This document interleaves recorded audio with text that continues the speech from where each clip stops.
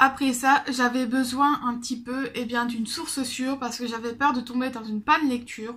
Du coup, je me suis rabattue sur Lavina de Marie Marcus, édition France Loisirs.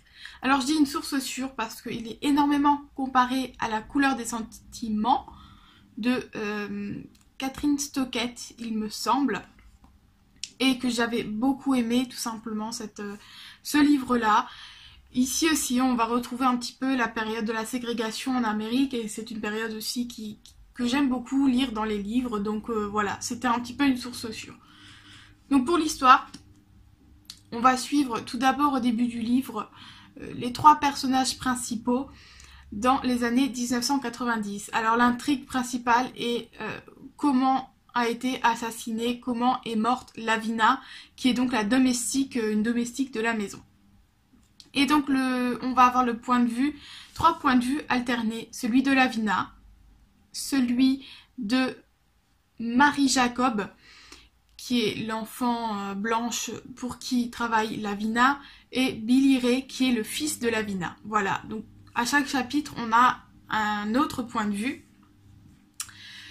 Et donc, on commence en 1990 où on retrouve Marie Jacob et Billy Ray qui vont partir dans leurs souvenirs. Et donc, on va les suivre dans les souvenirs et surtout à une période particulière qui est l'été 1963. Oui, c'est ça, je vérifie, on ne sait jamais. Donc, l'été 1963. L'été où est morte justement Lavina. Voilà, je ne vous spoile rien, c'est l'intrigue, c'est comme ça que c'est noté dans la 4e de couverture, donc voilà, il y a rien qui est spoilé ici. Et donc voilà, l'intrigue est vraiment de savoir ce qui s'est passé cet été-là, et donc on va découvrir ça au travers des souvenirs des 2 enfants, donc Marie Jacob, l'enfant blanche, Billy Ray, l'enfant noir, et donc Lavina, elle aussi. Donc ici, tout était vraiment réuni pour que j'apprécie ma lecture, voilà. La ségrégation, un thème qui me va plutôt bien, apparemment, en tout cas. Différents points de vue que j'apprécie aussi, des chapitres courts, voilà, pour moi c'est un petit plus. Et donc j'ai forcément passé une très bonne lecture. Alors avec ce retour dans le passé, ça aurait pu être une histoire un petit peu compliquée, on aurait pu se dire que, voilà, attention, on peut se dire ça peut être difficile à tout comprendre, mais non, l'auteur il a vraiment très bien fait ça. On retourne dans le passé et on avance petit à petit dans ce passé. Il n'y a pas de comeback ou quoi. Voilà.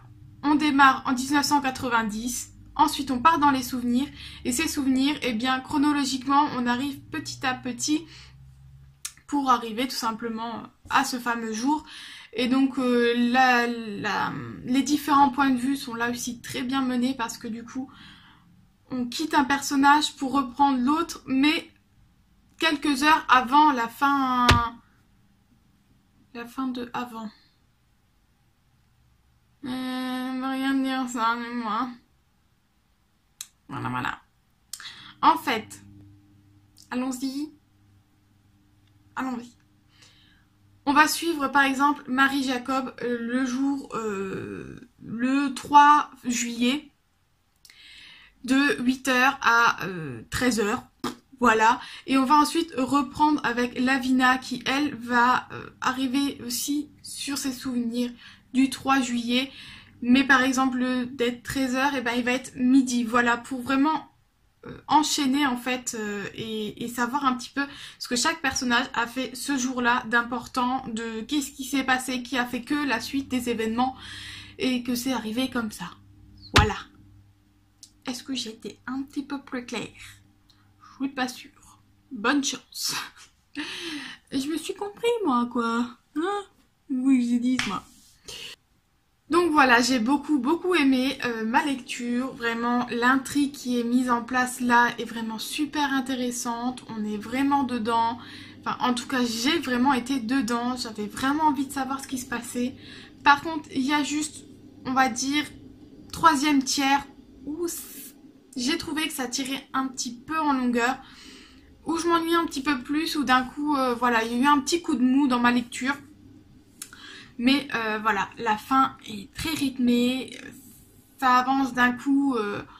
Voilà, on sait qu'on va enfin savoir ce qui s'est passé. Et du coup, voilà, ça reprend tout le dessus. Et la fin était superbe. Du coup, voilà, je lui ai mis 4,5 sur 5 à cause de ce petit coup de mou. Sinon, ça aurait été là aussi un coup de cœur. Parce que c'était vraiment une très bonne lecture que j'ai plutôt avalée, on va dire. Hein. J'ai avancé assez rapidement dans la lecture. Donc voilà, c'était une superbe lecture et je la recommande vraiment, vraiment, vraiment. Alors pour cette lecture-là et Animal, elles sont déjà chroniquées sur mon blog. Voilà, si ça vous intéresse, vous en saurez peut-être un peu plus parce que cette vidéo est tellement du n'importe quoi que je ne suis pas sûre que vous ayez tout compris. Donc n'hésitez pas à aller voir mon blog qui sera bien sûr en barre d'infos pour avoir mon avis, je dirais un petit peu plus complet, sans être plus complet, mais en tout cas pour être plus précis et peut-être plus clair. Voilà. Les autres, pour les livres abandonnés, je ne ferai pas de chronique. Voilà, pour ma part, j'ai un peu de mal à écrire, donc je peux pas écrire sur un livre que j'ai pas forcément aimé. Et donc voilà, tous les livres que je note sont chroniqués par la suite ou sont déjà chroniqués sur mon blog. Voilà, la pub est faite, passons à la suite. Et donc j'ai un dernier livre à vous présenter. Alors je suis actuellement en train de lire Le dernier brûleur d'étoiles de Sophie Valpigel, qui est une bricasse de pas possible. Et en fait, au bout de un peu plus de la moitié, j'ai découvert qu'il y avait une deuxième partie, qu'il était en 2 parties. Donc quand je suis arrivée à la fin de cette première partie, j'ai préféré faire une petite pause, lire un autre livre un peu léger, transitoire, pour reprendre ensuite ma lecture, pour être sûre de ne pas faire une overdose, parce que c'est un très très bon livre que j'aime beaucoup, mais qui fait un petit peu réfléchir, voilà, où l'imagination doit être bien, bien présente. Donc j'avais envie d'un petit livre un petit peu transitoire, un petit peu léger, pour ensuite me replonger bien dedans.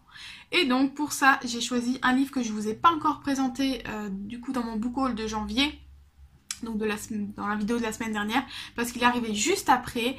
Mais c'est un livre qui n'est pas encore sorti en librairie.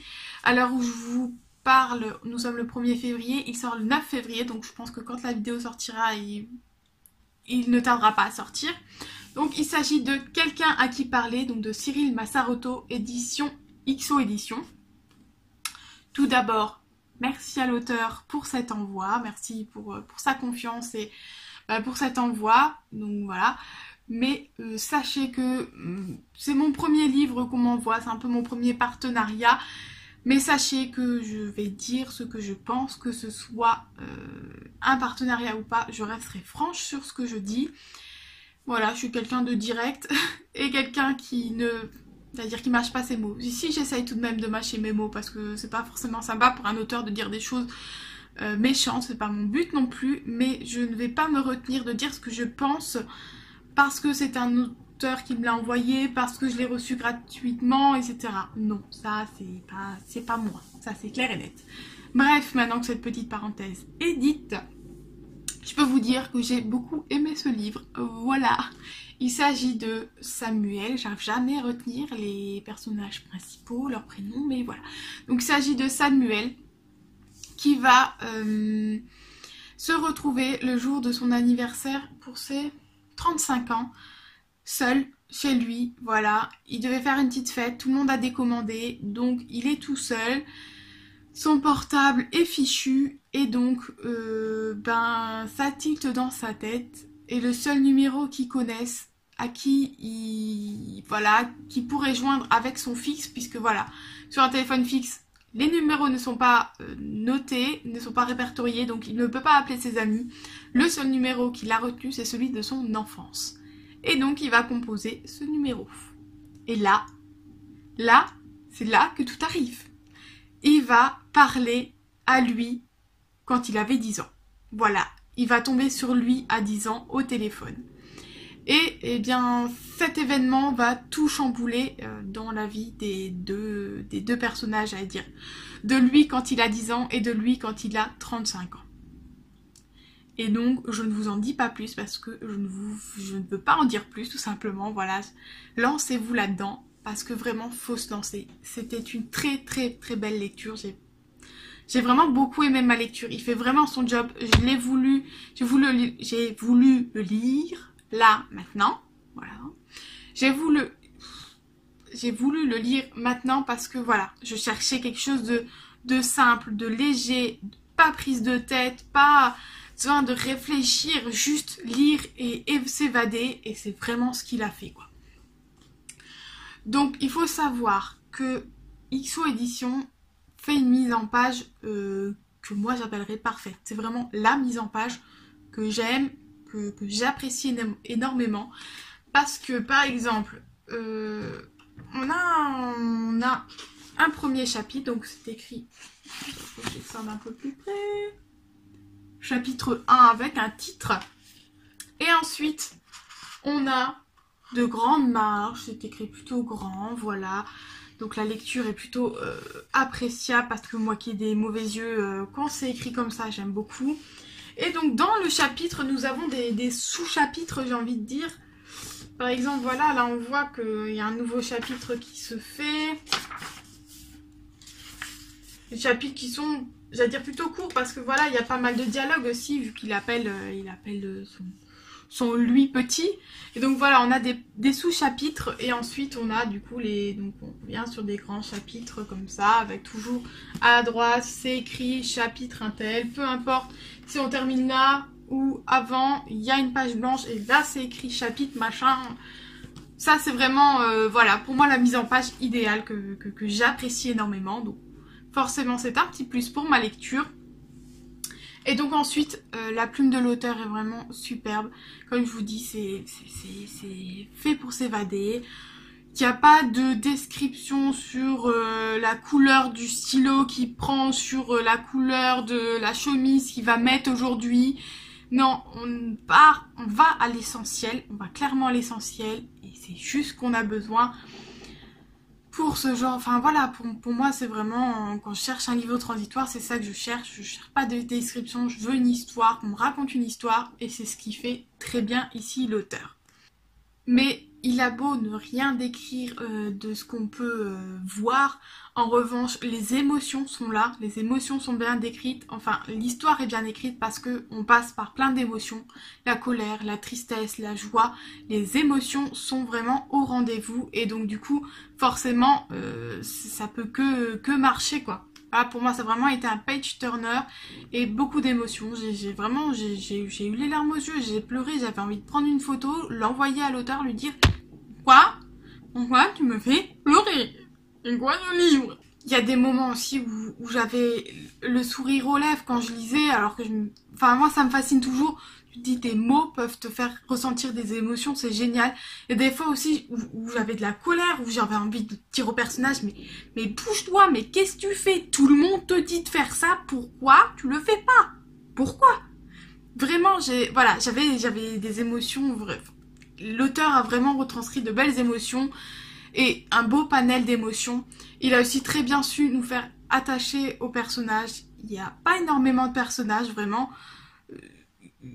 Il y a le strict minimum dans sa vie, dans le livre, il y a un strict minimum de personnages, et ces personnages-là, si elles sont là, eh bien, c'est pas pour rien. Il y a le méchant, il y a la femme, il y a le... Voilà, il y a juste ce qu'il faut en personnage, et ils sont très attachants, ou pas. Mais voilà. Bref, c'est vraiment un livre où on retrouve un soupçon de magie dans la réalité, juste de quoi nous faire rêver un petit peu. Voilà, juste de quoi nous faire rêver.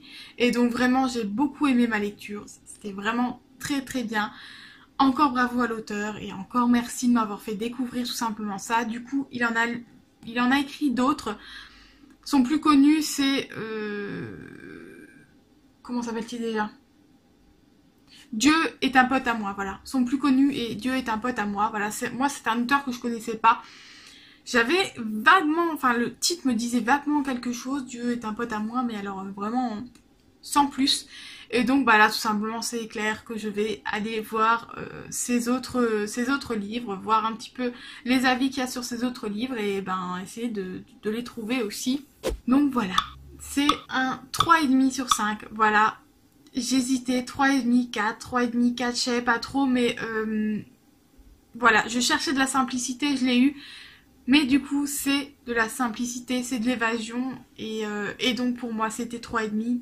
Parce que il faut pas non plus une grande recherche. Mais c'était très très bien. Et je remercie vraiment l'auteur. Par contre, si j'avais vu la couverture, ça je trouve que c'est dommage parce que la couverture je trouve que ne correspond pas au livre. En tout cas, si j'avais vu cette couverture en librairie, je ne l'aurais pas acheté. Je serais pas allée le voir ce livre, je serais pas allée voir le dos, je serais pas allée voir à l'intérieur. Donc je trouve que c'est un petit peu dommage parce qu'il n'est pas forcément mis en valeur par sa couverture.